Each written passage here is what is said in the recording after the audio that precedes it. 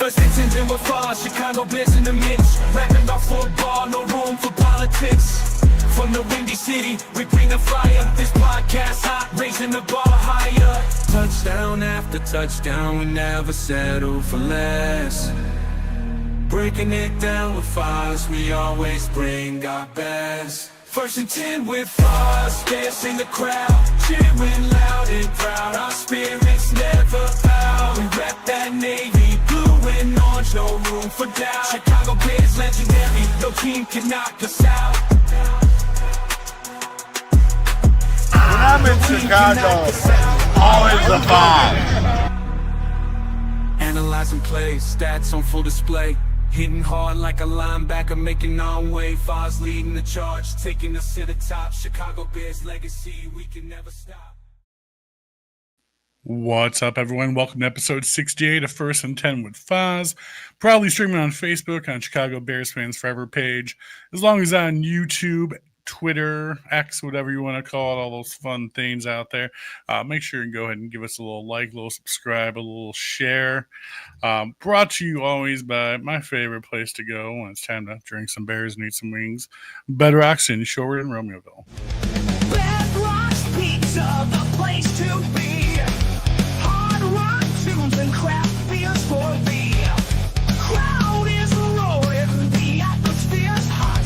We'll party hard, give it all we've got. This place is our sanctuary. Shout it out loud, let the music play. Bedrock's Pizza, we're here to stay. Good times and memories never before.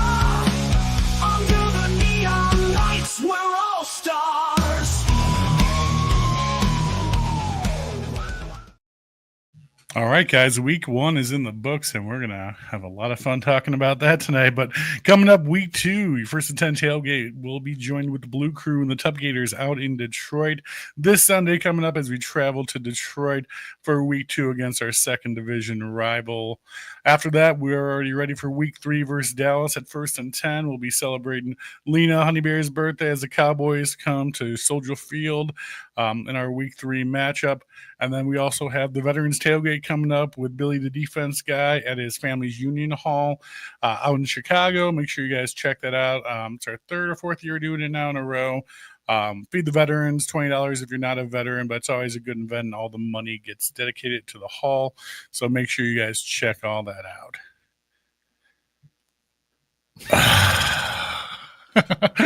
God damn it, Maxwell. 24 hours ago, I was jacked. God damn it.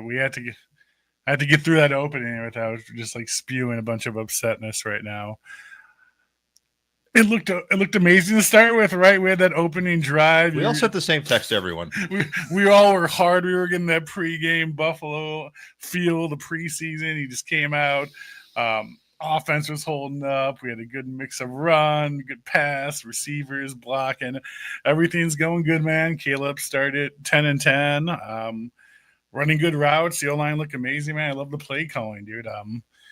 It really gave you a good look at what this Bears team can be. Mm-hmm. But again, despite how upset we all are, which we all are, because we're just tired of being in this scenario week after week, year after year, we do have to kind of get our feet on the ground and realize basically this is a brand new system. Mm-hmm. Still a rookie quarterback who had no help whatsoever last year. He had no guidance, no play calling, no tape watching. I mean, he was out running wild last year. Now you have him, Ben Johnson, the guru, trying to make him into that pocket QB and make him that franchise quarterback. And it's week one, and he just wasn't it, man. He just wasn't it. No. Yeah, the first drive was great. Everything looked great. He was getting rid of the ball quick. He was checking down. It was his first read downfield, and if it's not there, check down. He was getting rid of it quick. It looked good. It looked efficient. It was smooth. Yeah, it was nice. What was his first drive? It was 6 passes, 5 different receivers. Yeah. Spreading the ball around, what you want to see. It looked good, and then from then on out, it just kind of got clunky and penalty, and it just looked too much like last year. Again. Sure. And I get, and you're 100% right. It's week one of a new coach in year one. and I agree with you. I agree with all that, but you had a very winnable game last night. Oh, well, A team that for a half didn't even look like they even wanted to play football. I mean, the Vikings looked awful in the first half. They tried to lose that entire game last night. That's what's really cuts it deep. If sure. It had been 38-35, the Vikings won and everything looked good, I'd still be disappointed. It's like, okay, I see what we're doing here. Sure. I see where we're going. I got a lot of questions after that game. A lot. Yeah, no doubt, man. Everyone deserves to be frustrated. I think everyone is frustrated too. I'm equally as frustrated too. I'm trying to keep my feet on the ground, like I said, though, and not try to get so emotional because we're just tired of seeing it. We're tired of seeing it. As understandable as it technically is, it's still frustrating because we're just tired of seeing it because it's the same old shit year after year after year. It's winnable games that fall apart at the last moment, and we give up the play or we give up the situation to where we should have won the game, but something stupid happened and we didn't. And how many times have we seen that in the last 2 years? You probably had at least 5 to 10 losses in that scenario. Yeah. It's that broken record of just seeing that game, and you saw it happening right at the beginning of the fourth quarter. You knew it was coming. You're just waiting for it to. How's it going to happen? I was uncomfortable with. Like right at halftime, I was kind of uncomfortable because that game felt like it should have been way further apart than it was. And then you kind of had the sense of inevitability once it started rolling, man. You just saw it coming. So, dude, the big things that came back to haunt us, we're kind of focused on offense. We're going to get into defense, too, which was definitely a more brighter page of the story last night. But that Santos 50-yard field goal came back to haunt us big time. And, again, not his fault, but it's stuff like that comes back and haunts you. And I think, obviously, the number one play that I think most people is in their head today was that wide open fucking route of DJ Moore in the corner of the end zone, dude. Yeah. Especially that one, dude. It was just like – He was there, dude. That was a touchdown. That was the game sealer right there. And, he just couldn't make that standard pass. And you saw Caleb whipping passes yesterday, doing lasers. He whipped that ball so hard at Cole Kmet. Yeah. And Cole Kmet, thankfully, had good hands and, bobbled a little bit and caught it. But he was wide open right up the middle. Dude, you did not need to throw that laser like that. Yeah, I think he was unsettled. His touch isn't great. It hasn't developed yet.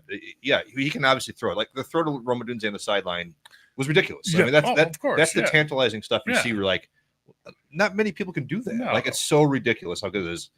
But then, the miss of Kmet, the miss, or maybe it was Loveland, the one to Roma Dunze early in the game that he was wide open, the one to DJ Moore, like you were saying, could have been a 2-play touchdown drive, and still got at least a little bit of a shot then. It's the little easy stuff that he doesn't seem to be able to just master yet, and that's a little concerning, a little bit. I'm not there to where some of these idiots are already, but he's not going through the progressions, man. He was sticking towards the check down. Or his brain doesn't compute with his arm. You know what I mean? His brain's telling him maybe it's not, but his arm's ready to go. I don't know how to describe it. Obviously, I'm not a fucking professional coach. Well, dude, most people, I know a lot of people I've talked to or heard online who were there last night. Big Keith's going to be on the show who was there last night. He can probably give a bit more insight into it being in the stands, but the amount of downfield open passes that he could have made that he just didn't see. We only got a couple of them on TV with Roma Dunze and for sure. DJ Moore, but from my understanding, there was a ton more that was kind of what's going on. And I'm fine with it as long as it's like it was earlier in the game, where he's quickly then getting rid of the ball, getting his running back out in the plane. Sure. He's getting rid of it fast to his checkdowns. That's then it's fine. If you're not confident if the guy on the field, you're still moving the ball. Of course. It's when it was later in the game when we start with the happy feet dancing again. And he's you see him going like this a lot. It's oh man, come on, just get rid of the ball. Of course, dude. Of course, yeah. He was definitely hesitating. Went towards his feet a lot more than he did last year. And some great plays with it. Yeah, exactly. I mean, he almost had that touchdown right there at the end of the game and got it right to the 1 yard line, and definitely had some good scrambles and definitely got away in some hairy scenarios that 100%. He should have been sacked. So can't hate on him for that, man. No. Yeah, no, I'm not hating, but we can critique him too. He did not have a great game. He was fine, but he wasn't great. Sure, 100%, man. Everything not to defend him whatsoever because I'm definitely not, but I think we're kind of ruined seeing players come out like how the dude from the Texans came out last year. Now Patrick Mahomes came out the year before. In their rookie season, they just walk on the field and your playoff caliber. Plus, I mean, I'm sure we'll get to JJ here, but I mean, he had a terrible first half and then came out and played really well. Yeah, of course. I mean, but that's just not normal, man. No. this kid's been through 3 offensive coordinators, 3 coaches. No, for sure. It's his second year, I know, man. I know. Like, it sucks to admit, like, we want to see that awesomeness right away. That's just what it is. Yeah. We all want him to come out and throw 5-6 touchdowns right away and just throw bombs to Odunze and utilize Loveland and Komet. And of course, who doesn't want to see that, dude? But, like, unfortunately, as frustrated as we are as fans, it's just not realistic till they develop a groove. All development's not linear. Just because Jaden Daniels is doing it quickly doesn't mean Caleb's going to be the same. It doesn't mean they can't wind up in the same point. They all learn differently. And Ben Johnson, as I think everyone saw last night, has a very specific type of offense. He does a lot of play action, a lot of movement, a lot of back and forth and moving receivers around. So, which is a good thing. But I'm saying as far as the current players on the Bears doing that, at least the players who were here last year, this is all a brand new world for them, dude. Oh, I agree. The play action, though, you also need a run game. And we didn't really have one last night. Oh, dude. Again, going against a top 10 defense, which is the Vikings. The Vikings are a 14-win team last year. I understand. I mean, it's not like we're playing a bunch of bums coming out. I understand. So, given that, moving on to the defense, I mean, how well we did without Kyler Gordon and Edwards and with Jalen Johnson being on the bench versus Jefferson and Thielen, Hawkinson, like, okay, you held Justin Jefferson to as much as you're possibly going to hold him in one game. He's still going to get a touchdown. He's still going to get like 50, 75 yards because he's one of the best fucking wide receivers in the NFL. But I think Stevenson did a great job with him last night. Wright, too. Yeah. And Wright, he had that awesome pick 6 last night, too, which kind of was the turning tables at that point in the game.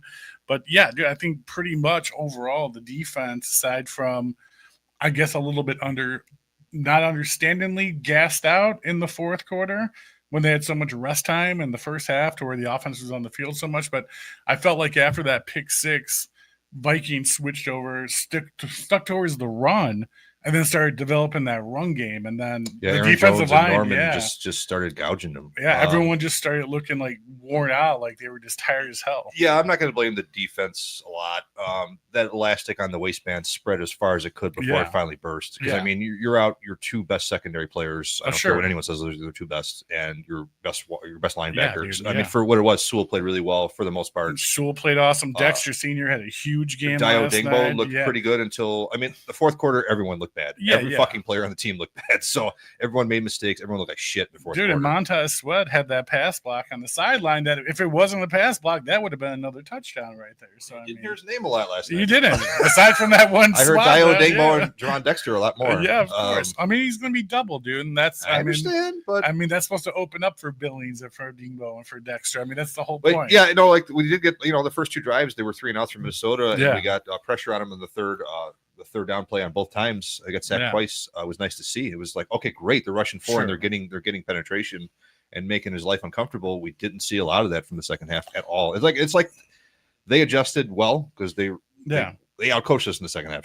Straight up. 100%. We just didn't adjust. We got outcoached. We didn't perform our best. And I'm not going to sit here and play a conspiracy theorist, but we had a lot of big no calls and a lot of calls that shouldn't have been called go against us that came back to fuck us. That holding play on the line, dude, there was no holding whatsoever. I watched it 1,000 times. That pass interference call, dude, didn't even touch the receiver. And then the run by J.J. McCarthy at the end, Hawkinson was just holding the corner 20 yards down the field for like 20 seconds. That should have been holding all day and brought back, and it was a no call. Don't disagree with you. That's going to happen in games. Yes, yes, the Bears got fucked on the calls last night. I agree. There was also 10 more penalties for the Bears that weren't from the referees. 100%. A ridiculous amount of false starts pre-snap. That should not be happening. Period. There were just I'll give one a pass. I won't give 5 of them a pass. 1,000 different things went against the Bears not winning that game last night. Yeah, that contributed. Some of them preventable, most of them preventable, some of them are not. Yeah, the ref thing, it happened. It sucked. I agree. The calls were terrible. We should have got some other calls our way. Agreed 100%. They still blew the game. Yeah, I mean, overall, from what I saw, the Bears just looked like they slowed down, like looked gassed out in the beginning of the fourth quarter, and just a lot of sloppy play that allowed the Vikings to get back into the game. The Bears should have walked away, but dude, when you give Kevin O'Connell on the opposing sidelines a little tiny gap, he is that good enough of a coach to where you give him that, dude, he's going to exploit it. It did. Even with the kick with the end zone, dude, that guy caught in the end zone, Kevin O'Connell was like Come on, like he managed that entire play. And I heard him say it, that's on Ben Johnson. If your kicker can't Yeah. kick it out of the end zone, kick it out of bounds. Who gives a shit? 100%. Let him start at the 40 so we can get that 2-minute warning. 100%. But it was Ben Johnson's first game, so I'm gonna as a head coach. So he looked like a deer in headlights at points too, for as suave and awesome as he seemed like he is. 100%. Yeah, of course, dude. It was just a lot of sloppy badness. Yeah, let's hope it's a quick recovery going into. Better be, Detroit goddamn next it. week. Can't take much more of the Chicago Bears. God damn it. So tonight on the show, if you guys have ever been to the Chicago Bears Tailoring Club and a vast shadow came over to you and the sun got blocked and there was this towering man standing in front of you, this man would have been known as the one and only Big Keith. Big Keith is one of the coolest, most diehard Bears fans out there. He's a PFUFA member, all-around great guy. You see him piled with the beads. He's been in some of the most famous Bears pictures and situations as of late. Pleasure for me to call him a friend. I'm happy to have him on the show. Everyone, welcome to the show, Big Keith. Big Keith. What's happening, fellas? Giant you. I told him before the show I just wanted to climb through and give him a big hug. Climb with that big monster and give him a hug. Bring it on. I appreciate you coming on the show, Big Keith. We love having you on, dude. I've been trying to get a lot more of you diehard Bears fans on, man. How you feeling after last night's game, homie? I think exactly how you guys summed it up. I think we're all frustrated. Like you said, a tale of two halves. Obviously, first half feeling good. Probably should have been up more points at half. Domination. And then it's just Bears things. Like I think what you just said, living through the past. We want to believe we're going a new direction, but it was like deja vu of Cleveland or Washington last year. We just, basically, remind me of the Packers a couple years, just shit the bed in the second half. I mean, literally, just frustrating. It's, we want to believe in Caleb, and then the missed throws, the overthrows, the happy feet. It's just, we always say Chicago Bears quarterback, everyone gets ruined. We picked the wrong guy. So, I mean, it's just in your mind, God damn it. Even before that, it's like the message from Kevin Warren. Why do we get an email about the stadium? How about just put a freaking shovel in the ground and let's start this? Yeah, we're all tired of hearing about that. I'm with you. I mean, why is it come out yesterday? It's just the timing of the Chicago Bears. It drives us all nuts. If the Bears are going to suck, I don't want to go into the nicest bathroom, which will be the new stadium. The giant most toilet where you can just see shit. I don't care about the stadium, man. I want the team on the field, man.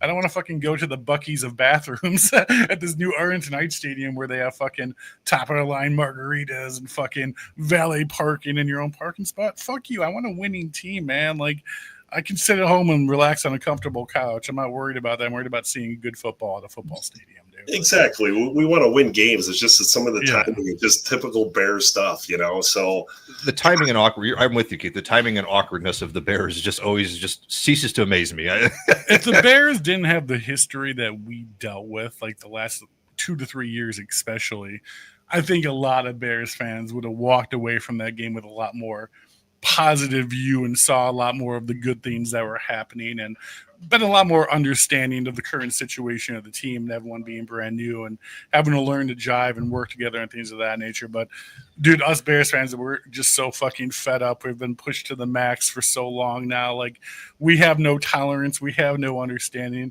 Even if it's logical understanding, it's completely out the window. We're just done with it, man. We're just done with it. W's. I don't care about your fucking excuses. Let's go. Put a win on the field.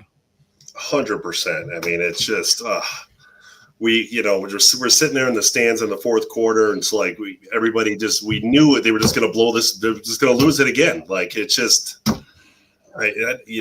sadness. It was rock in the first half. I think the announcers on TV said play so loud. In the fourth quarter, it was like everybody's on their hands because just knowing that we're going to blow this game again. And Macro says it. He knows. Why can't we have nice things? We just can't have nice things, man. I'm telling you. Like, I don't know what we've done in the past life or what sort of. Maybe it's the honey bear curse. I don't know what's going on, man. I heard Dan Bernstein today say it was original sin. Some Bears fan is actually responsible for original sin. Only one more game and we have more suffering to go. So I sure hope not. But I sure. Do we need a goat or something, or what do we need to do? Yeah, they need to call Theo Epstein and from the Cubs when he was there. Yeah, we need somebody.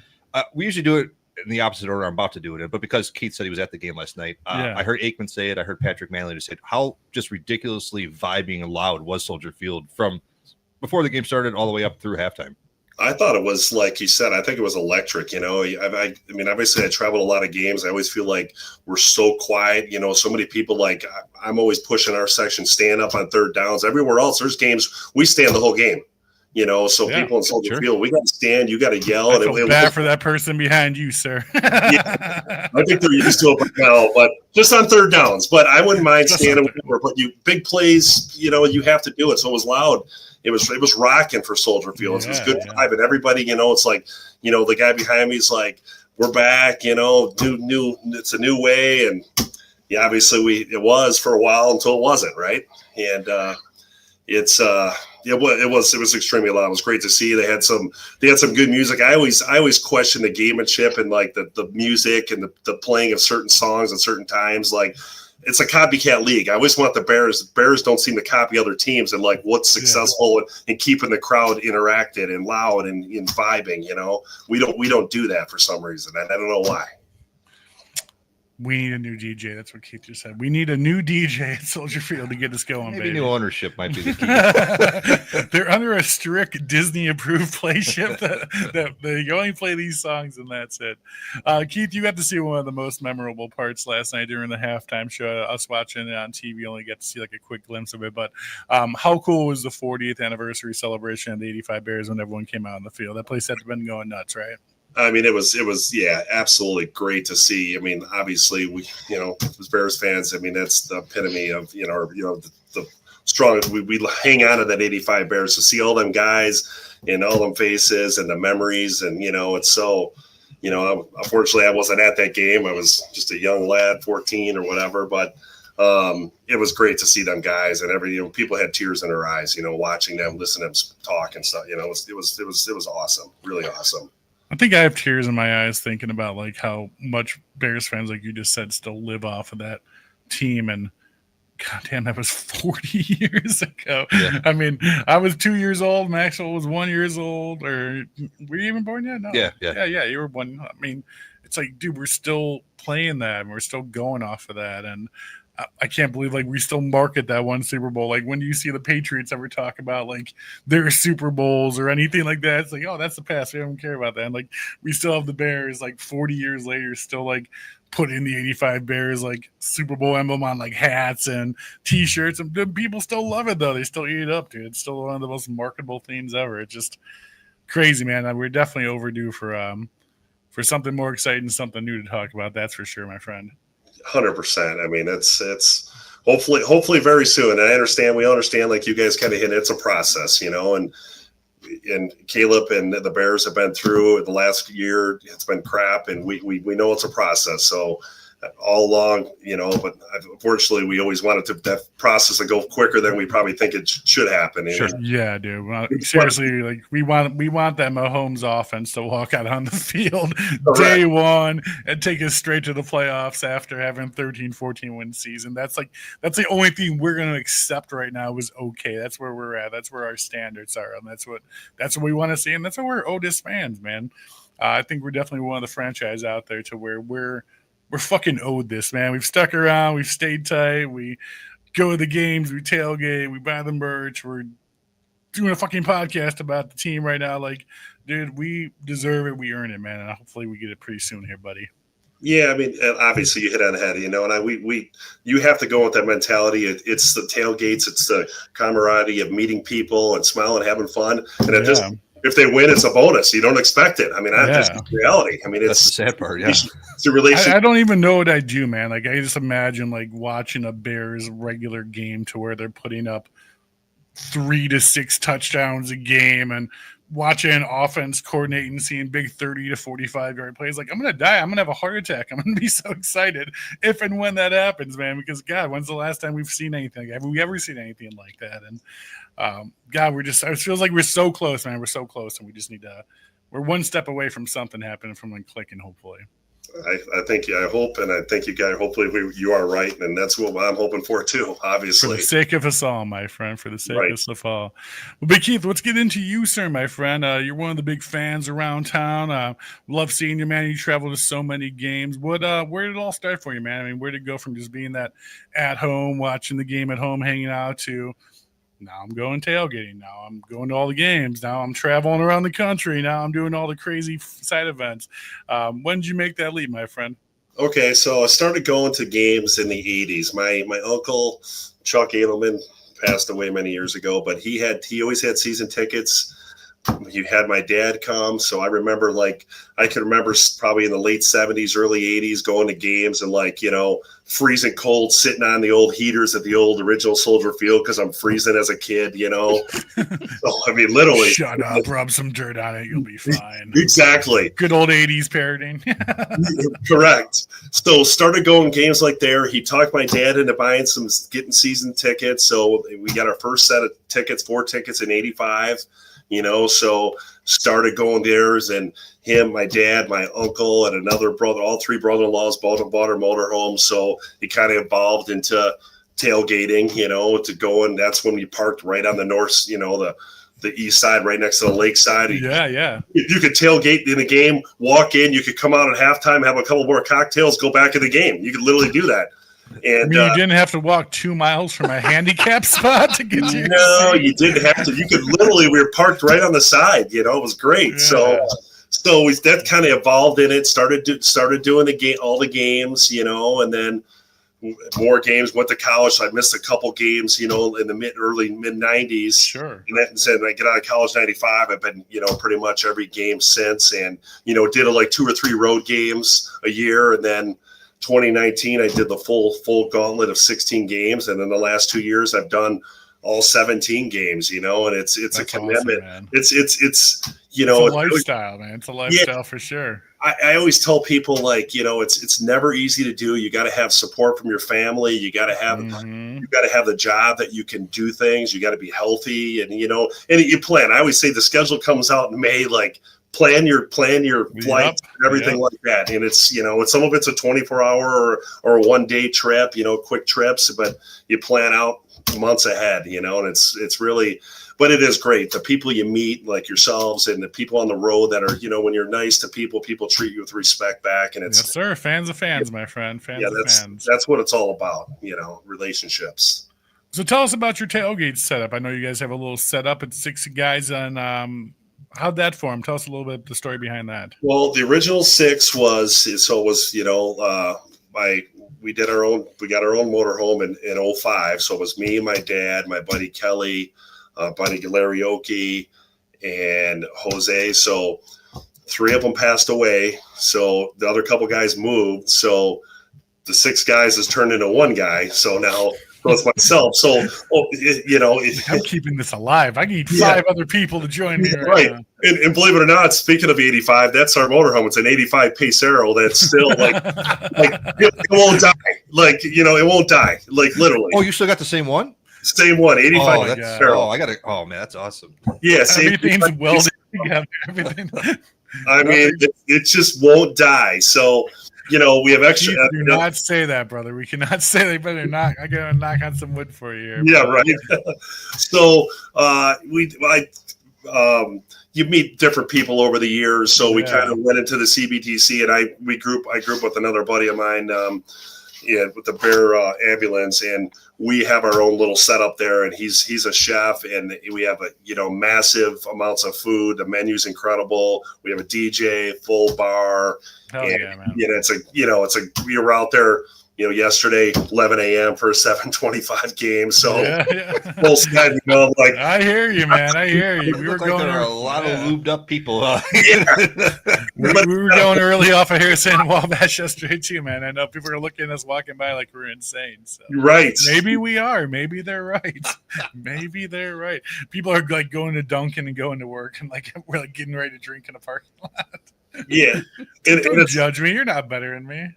And it's funny how that all evolved. I remember going, Yeah. to like 8, we'd be going at like 9 o'clock or 8 o'clock. And then when we started, when he was going, he passed away a couple years ago, but we started moving it up. He goes, why are we going so early? This day went from like an 8-hour day. Now it's a 12-hour day to a 14-hour day. Like, wow, this is really for a 3-hour football game, right? We still got a game to go to. Yeah. We still got to watch this game tonight. 100%. It helps. It helps with pain. Oh God, yeah. Go ahead. So Big Keith, man, you've gotten pretty known for having that pile of beads around your neck, man. It's actually a little bit smaller. I'm used to kind of being a little turtleneck around there. Right. So why don't you tell me the story about like the beads, how that started? I know you like to hand them out to people, kids, everything like that. What's the story behind the beads, my friend? I mean, the beads, I think it started like Kate. She started. I mean, I met Kate like in 31st Street, or outside of Cubs games. She used to have we called her the Bead Lady, and she's even in my phone as Kate the Bead Lady. So. She always had different Bears ones, and then we kind of friended her, and then she's come to our lot. So a lot of these are significant. I wear, like you said, I wear it. I always say, like, look at the size of my head. So, I mean, I can hold up probably 10. Just my neck is strong. So a lot of them have special needs. You got breast cancer awareness. Some say, let's go Bears. Salute to service, the blue ones. And then there's special meanings on, like, lampshade. We have somebody that's kind of does something remarkable at a tailgate. So there's a lampshade bead for something he did that week. Could be drunk or just something silly, or. So do you make the beads? I'm just thinking about your big self just sitting there like making little beadery ropes and everything like that. Kate makes them all. So okay. She makes them all. And I use, like you said, like I have like every team's bead. So I'll go on the road and there'll be and I'll give them to people ask for them. I'll give them to them. People are friends you meet along the way. I'm like, here, put this bead on. Don't ever forget me, So things like that. Obviously, that every time on the road, fellow Bears fans are always asking for beads and stuff like that. I'll carry a few extras always, to pass them out. The ones that are just let's go Bears or, want to bear down or things like that. Yes, sir. So enjoy putting the beads on and doing that. It's, it's like you said, make people remember you. Yes, sir, and you are a memorable guy, my friend. If you met Big Keith, you know who Big Keith is. So, Keith, tell us about your experience during what's become, I guess, one of the most recent famous Chicago Bears pictures. Drafting Caleb, 2024 draft, where he jumped back into the crowd with Bearman, did the claw, and right next to that is Big Keith, man. How does it feel being a part of history like that, man? It's pretty awesome, right? Yeah, I appreciate Don Bearman. He's kind of friend of me. We've been a good combination. I've been lucky to go blessed by him and the Bears to go to the draft. And like you said, just being part of that, being in that inner circle. And like you said, Caleb comes out. I got his face on the big giant fat head of him. And he's laughing, pointing at us. And so, being there and just taking that picture and, so obviously it blows up on social media. I did get it. So I do have his first, actually, hope it's worth something, but his first bear, right? Hopefully it doesn't turn into a Justin Fields jersey here a year or two down there. I know that's the concern, but it's great being a part of that and just being, things that you don't ever expect. I go to these games just for the fun and like you said, and just to witness that and be a part of that. It's just been awesome, totally awesome. Yeah, very cool, man. I love Don. Don's such a great guy. I've got an opportunity to know him over the years. A few years back, he had a dinner with Bears fans that he got to invite to go to dinner with Kevin Warren. He's like, hey, Foz, you want to go to the dinner with Kevin? Right. And I'm like, yes, I do, sir. Yes, I do. And it's just so surreal. It's like Kevin Warren's at your table, like sitting there talking to you, and Don's got those VIP Bears fan privileges that I don't think many of us get out there. So, but he's definitely earned it over the year, man. I don't know what going to a Bears game or what the Bears would be without Bear Man, dude. So, 100%. He is like he is the epitome of the Bears super fan, man, and he does the work too, my friend. Not even close. Just for the love of the team, Yeah, so it's well worth it. Absolutely. Speaking of pictures, I was scrolling through Twitter yesterday, I think it was, or 2 days ago. Yes, that was yesterday.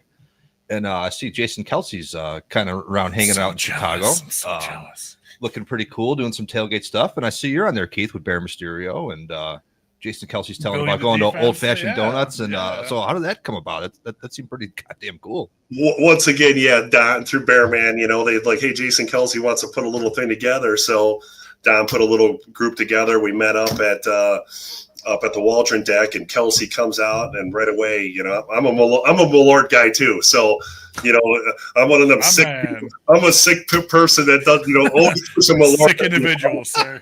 Well, he comes over there immediately. I'm like, Jason, let's get this out of the way right away. Let's do this. And he goes, I've heard about this. So we got that out. Got Mysterio there. I'm pouring him a shot of Malort, then following up with an old style little Chicago handshake. And I tell you what, he was awesome. He was like, he knew the history of the Bears. We talked about the double doink, talked about, preparations, and he knew a lot he was really, really genuine. He was rocking his sweetness shirt too, which was pretty cool. I mean, and he took the bottle of Malort. I have the video of him. He walked away with the Malort. He goes, I'm going to be watching games all day. We'll drink this thing. So it's super cool. You know how like you said, people have been hitting me up on that. They see the video of Mysterio, out there, and he was like, that was so cool. Like, to meet him and just be like, I feel like he'd be right here, right now with us having a couple cocktails and bullshitting, and you can hang out with him all night because you feel like him. Yeah, dude. I've heard I've watched his podcast a few times. I'm the hugest fan of his brother, but I absolutely love Jason Kelce. This seems like the coolest guy in the world. I think the epitome was like, oh my God, I love this man, was last year when he was announcing, and it was during a Green Bay game. He goes, yeah, you love going to Wisconsin, Spotted Cow. And they're like, he's like, why can't I say Spotted Cow? I was like, okay, that's the man right there. He knows when you go to Wisconsin, you grab Spotted Cow. He's definitely a bro, that's for sure. Yeah, because that's what he said. Like right away, he's like, "Can I do this on the air?" Like, well, maybe don't put it out. Like, he's like, he loved it. He didn't even, didn't flinch. So me and Mysterio, like, let's go. Yeah, dude, he seems like the coolest guy in the world. It's cool when cool people are actually cool. Yeah, confirmation of awesomeness. Yeah, because the opposite could be very true as well. Unfortunately, in real life. Yeah, unfortunately, there's some other people that they're like, don't give you time of the day, like you said. This is quite the opposite. Like, and I'm right with you, Foz, on there. The brother, not so much. Jason, thumbs up, man. He was awesome. That's cool. We want the official digits. How big are you, Keith? 7'3", 9'4". You know what? Obviously, when you're a tall guy, the common question asked all the time. How tall are you?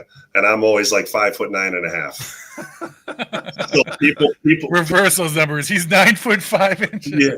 So some people walk away. They come back. What? I just see who I'm like. It's like see if you're paying attention or not. Yeah. So, see how drunk they are. Yeah. Exactly. And they're like, and then I'm like, ish. So I'm 6'10", 6'10". So I remember seeing you at the tailgate summit, the first one that was in Detroit, and we did a couple shots of Malort.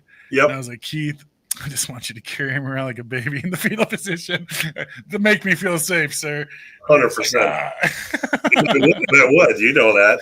You would. I know you would any day. 100%. Sir, any day, sir. So, Keith, tell us about what you got going on for the rest of the season, my friend. What's on the docket for you? You traveling to Detroit this weekend because it's close? I'm sure you are. And then are you traveling to any other away games? What are you doing the rest of the year? I am going to Detroit. I will be joining you guys, First and 10 Tailgating, and the Blue Crew. So Mysterio's got me locked in there this weekend, so I'll be up there doing that. And then my plan, I'm doing the goal is to do all 17 again. So nice. Plans man. It's it's home for Dallas. Then we're in Vegas, and then we're off to the races, right? Hell yeah, man. Yeah, let's talk about that Lions matchup. Usually I let our guest go by now, but he's a Bears fan, so we're going to talk about the Bears-Lions game coming up. Dude, so that Lions game, I mean, no one was happy about our game, but that fucking Lions game was absolutely terrible versus Green Bay. They made Green Bay look like the most epic monster team in all the NFL. I mean, they couldn't even get a touchdown against them, 2 field goals, man. I mean, what are you thinking about the Bears going in versus the Lions this weekend? Are we going to see something similar, or is that a little week 1 fluke happening with Dan Campbell and the Lions? Well, obviously, we're hoping that it's a real thing. We're hoping they're missing Ben Johnson, and they're struggling too. They didn't, like you said, they looked absolutely horrible. Yeah. And, they got a lot of pressure on them, and now they're going home. We got pressure on them. Ben Johnson's going to be a lot of emotions going around. So gosh, we as bad as we played last year, we should, obviously we know what happened after that, the end of that game. We still should have probably won or been, right there. Yeah. So, God, it's going to be tough. It's a home opener, for them. So that place is going to be electric, and what you said, Max, is the pre-snap penalties that were at home yesterday. How is that going to affect us? It's really loud. Inside that place. Yeah. Really, really loud. Yeah. So I, my confidence ain't real high. I'm going to be giving it on my all, but it's going to be. Speaking of which, we got a little question regarding that here from Mike Bartholomew. Big Keith, why don't you take this one? What's your thoughts about his pre-snap reads? I think that I'm with you guys. Like, I think that he started out 10 for 10. I thought everything looked great. And then all of a sudden the happy feet got back in place. Is he not, he's not seeing the ball or checking down, or he's just not, I don't know. So that's the concern you have. So you'd really like to know what Ben Johnson's thinking about it. Right. Is he thinking, it was funny because I met Bajan's dad yesterday before the game. What a dude. So did I, man. He came to 1st and 10 tailgate. I got an arm wrestling pick with him. I was so excited, dude. Go on. Yeah, but right. He said he's a great dude. So like you said, you don't know, and I'm a little worried. So you're going against, you're in Detroit. You got to be real sharp up there on the offense. You can't be going long second and third with long yardage. No. Otherwise, you're not going to win there. And you got to be able to run the ball, like you said. You're not going to win many football games if they keep up the second and third and 20s and that. I mean, I don't care who you're playing in the NFL. Yeah. They're all NFL teams. Yeah, right. Yeah, I agree with you, Keith. Like I don't know how he's taught his progressions, but like you would like to think he starts downfield and works his way back up. But at times, like you said, early in the game, I think he was doing that. But like you said, with the happy feet and the dancing head, like late in the game, it started to look like Caleb of last year all over again. It just makes me nervous a little bit. I get it, game one, but still, just something to watch for sure. No one wants to admit it. No one wants to say it, and no one really cares. Because we talked about earlier, you want to see a winning product, but this guy is a year 2 quarterback coming off a year 1 of a complete fucking dumpster fire. I mean, what do you expect from this kid right now, man? He really had no coaching, no help yet. Last year, he was kind of out there doing his own thing, and still found himself in the top tier of quarterbacks by the end of the season last year. So I mean, it's going to take some time. I just want it to look a little better than it did. Oh, of course, That's of it. course. Right. I want to see perfection. I want to see him laying out horizontal, throwing the ball Mahomes style right now. I mean, again, I want to see a Josh Allen comeback in the 4th quarter. I mean, I think that's what we all want to see from him right now, and it's kind of what we're expecting. But things like the pre-snap count, it's going to take some time for him. I mean, that's coaching. That's not him. I mean, that's. I mean, Mike brought up a good point about Bajan in his post, man. I mean, Bajan, that's the reason they signed him to that 2-year deal is he can run a Ben Johnson offense really well, and that's why Ben Johnson kept him on. But is he as talented, as good as Caleb? The answer is no. But he really fell into running and understanding and being able to work the Ben Johnson system, hence why he's still here and why he's our backup quarterback. Yep. I mean, like you said, I mean, we got it. It's a process, and I think we didn't talk about it, but you guys talked about it. They were missing key parts of their secondary. Yeah. So we got to take that into account a little bit. Yes, 100%. The defense, like I think, Manly, their defensive line did pretty well yesterday, all things considered, until the 4th quarter. So hopefully the defense is going to be stout, and like you said, it's. You got to be top notch up there. I mean, Detroit. They won 15 games last year. Yeah. 15 games. Yeah, so we're starting off the season versus a 14-win and a 15-win team back-to-back week 1-2, who just happened to be division rivals. All the more reason you would like to see them win last night. Exactly. So you feel a little bit better about going to Detroit. If you lose that one, you kind of understand that a little bit more. Yeah, no one wants to start the season 0-2 versus division rivals in the beginning of the season. No doubt. Nope. Hopefully Dan Campbell's missing his balls right now. He's just that big floppy cock out there, and his 2 balls, his offensive, his defensive coordinator, they're gone right now, man. So let's hope that proceeds on, man. But again, I mean, with the Lions last week, I think it was a perfect example of what we've been dealing with. What they looked like last week was a ton of good players out there being miscoached, having horrible play calling, not knowing what they're doing, being misguided. And I really hope that bleeds into week 2 and gives the Bears a little bit of advantage because, like we just said, we cannot go 0-2 into the beginning of the season versus 2 division rivals.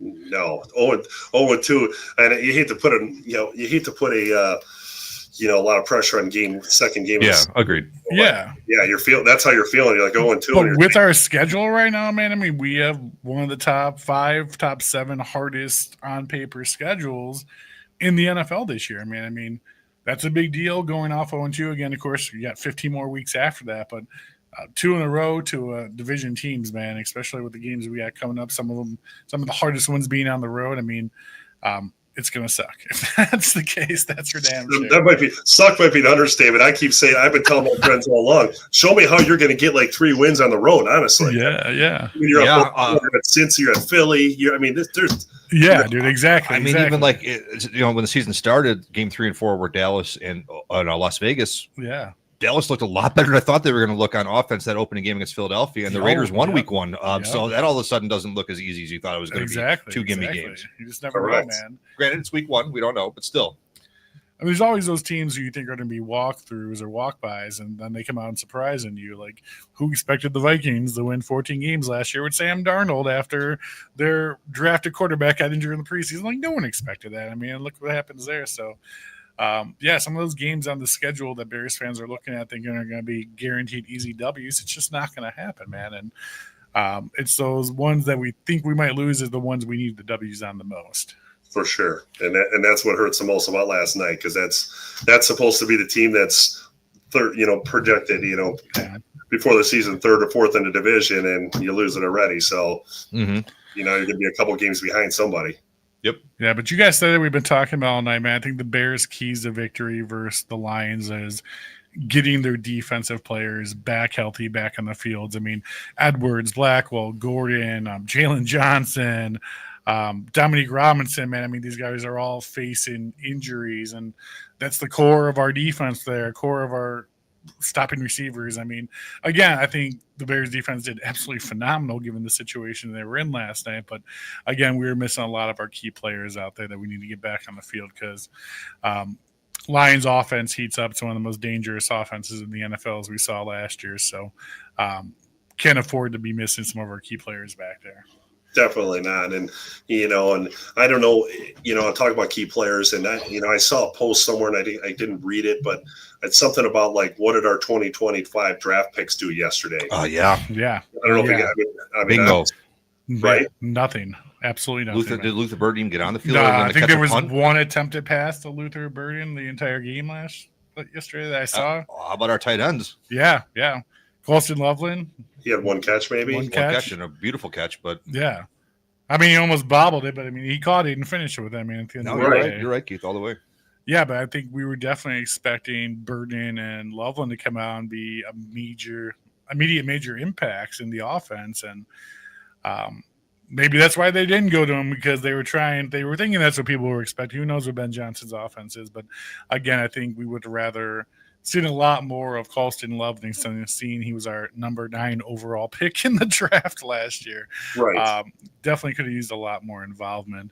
But again, the key to success for next week, I think Caleb just needs to settle down, man, get out of his head, whatever the fuck he needs to do to get back to the fundamentals, to be doing whatever Ben Johnson is teaching him to do.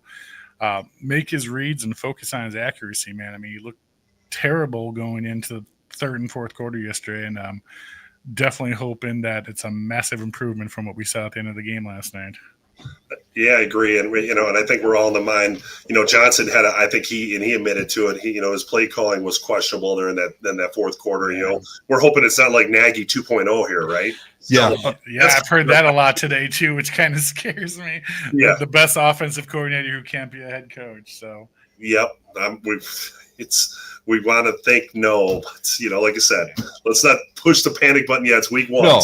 No, yeah. What is? I heard those guys talking about today. We should be in like Patientsville, but Worrytown, but not quite Panicville. Like we're Bears fans right now. The last 3 seed, we're on 5 alarm mode, 25/7, dude. Yeah, a little pin drops are ready to explode at any second. That's where our patience lies. But like Keith said, they need to cut down the penalties this week. That absolutely cannot happen. Yeah. And a running game would be nice. And there were a lot of special teams problems in the game too that didn't really get talked about as much. But they gave up a lot of punt yards, a block punt, almost another block punt. Yeah. Yep. There's a lot to worry about there too. So many, like we talked about earlier, so many factors into the game last night that led to that loss. I mean, you can probably name 20 different things that led to where we got to last night, but hopefully it's just week one jitters and everyone just kind of getting their groove together, and we're going to get it together this week coming up. You have to. You got to win, like you said. Part of that, we always overlook special teams, and like you said, you have to clean that up. And I know you guys touched on it. And even last night, I'm going back and forth with the guy in front of me. When they scored at 2:04, I'm like, he's like, you got to kick it deep. I go, you kick it deep until you can't kick it deep. You got to kick it out of bounds.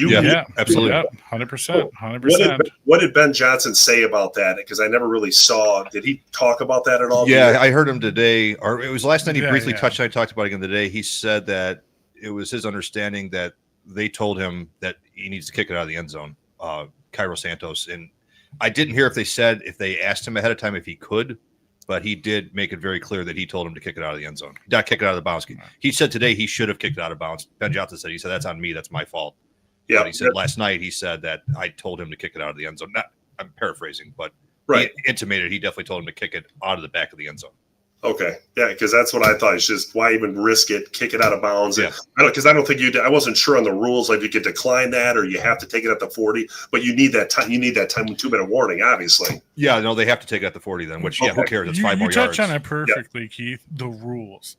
How many fucking rule changes on these kickoff and special teams? Like, you got to kick it within the 20th if it ends in the 2 and it's the third Sunday of the month. Like, what is going on there? If it's a full moon, you have to kick it out of bounds. What's a fumble and what isn't? I mean, that confused me. What's a fucking fumble anymore? Like, what are we doing here, people? If they touch the ball, but not the guy, but he's got his knee down. Then then it's supposed to be to, protect people, and, there's been more injuries at the beginning of the year in special teams than there has been recently. Like, what is going on here? Just kick the fucking football any way you want to kick it, and the people who catch it are going to decide what they want to do. Like, whatever happened to that old rule? You know what I mean? Like, it just becomes so complicated. You can't kick in the end zone. It's 35. Now you got to try to kick it within the 5, so they have to run out. It's like, come on, man. Like, this is getting a little bit out of hand. So, point being, when it comes down to you're the coach, what do you do in that situation? Man, I hope you got that fucking rule book memorized of all these weird little adjectives in there about what to do in these situations, because they just keep on changing the kickoff rules and these special teams rules every goddamn year now. Right. Better have Rant over. Yeah, you better, like you said, you're right, Tobe. You better have somebody that knows. That's why you have an old veteran assistant on there, knows all this, better know all this is in your ear constantly, knowing situational football. Because you need clipboard guy right next to you talking clipboard talk. It sounds like he does. I don't mean to cut you guys off, and I'll be really quick. But I at least like to hear. I heard Ben Johnson today take responsibility, unlike Eberflus last year or Matt Nagy. Say I was wrong. He said the challenge was on him. His guys told him not to challenge. He said I decided to challenge. So he said I fucked up there. So it was nice. At least was nice to hear some self-criticalness from a Bears coach. Always respect a man who owns his shit. Yeah, I fucked up. Yeah, I fucked up. Okay. Last key to success I had down talking about going to the game. I think this goes to every game, but again, after just watching this game on Monday, dude, you got to play all four quarters nonstop.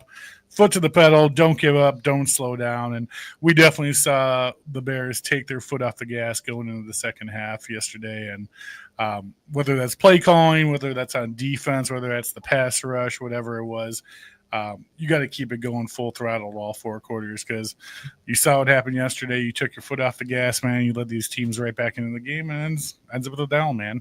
Ends with an L. Yeah, I think I mean, look what happened in the Ravens. How many people were jumping on the Ravens Friday, Sunday night, thinking, "Oh my God, Lamar!" And then look what happens there. Henry fumbles the ball, you blow a lead, and all of a sudden, you're never up. I always say, from coaching basketball for many years, you're never up enough and you're never down enough. So exactly. Time on the clock, you'll have a chance, right? Yeah, with you basketball and NFL, 3 minutes can be a long time. So 3 minutes and 3 times outs, that's 45 minutes. Right. But even talking about right here with the time he's had in the pocket yesterday, everything like that. I mean, I think it's now down to the Bears have given us the tools we need to succeed, and now it's the individual players out there who need to make it happen, need to deliver, and that's where we fell short last night. Especially on the Caleb Williams side. So hopefully a lot of improvement. Well, Big Keith, I appreciate you coming on the show and talking Bears with us, man. I fucking love you, dude. It's been such a good time talking with you tonight. Talking about a hopeful future and all of our sadness that currently is after week 1. So we'd definitely love to have you on the show again, my friend. I know I'm going to see you down the road this season at some Bears stuff. So appreciate you coming on the show, brother. I appreciate you guys. Thank you guys for what you guys do. You guys are seriously rocking it. So I definitely will see you in Malort very soon with you. You can bet your ass, sir. You bet your ass. Have a great night, Keith. Thank you, sir. I'll talk to you soon, man. Thanks, man. All right, man. All right. So we're heading into week 2, everybody. Week 2 versus the Lions. And then after that, we'll be heading into week 3 versus them boys. So next Tuesday, we'll be talking about the outcome of the Lions game and getting ready as we take on Dallas at home. Going to be having the owner of The Cave. I don't know if you guys have seen this guy. He's been all over social media, but he pretty much has turned his 3.5-car garage into an awesome Chicago Bears man cave bar. And he also hosts a podcast too, The Cave After Dark. Mr. Josh Havens will be on the show with us talking some Bears too. So it'll be a good time. I appreciate everyone tuning in after all the sadness of last night. We appreciate you guys watching every week. Be sure to like, comment, share tonight's episode. It means the world to us. It's what gets us out there and keeps us doing it. Don't forget to follow us on YouTube as well as First and 10-5 on Facebook and Twitter. We appreciate you guys. We love you. Hopefully we have better stuff to talk about next week. And as always, bear down, baby. Thank you, and go Bears! Bear down! In the city of the Bears, where legends are born, Foz and the crew, they break the norm. Follow the highs and the lows that we ride. First and 10's the passion, so come on, let's fight.